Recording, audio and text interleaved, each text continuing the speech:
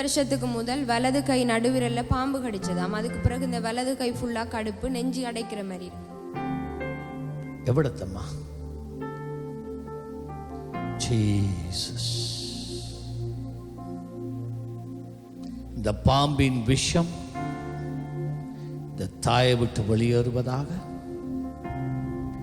இந்த சரத்தின் உடல்ல இருக்கிற எந்த பகுதியா இருந்தாலும், எந்த இரத்த கூறுகளோடு சேர்ந்திருந்தாலும் அந்த விஷம் மறைந்து போவதாக.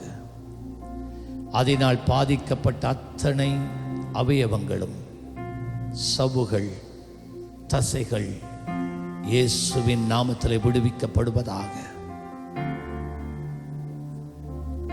இந்த வேதனை நீங்கி போகட்டும்.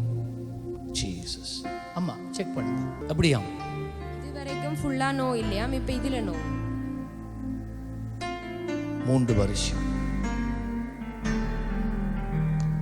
பாருங்க. அம்மா பாருங்க,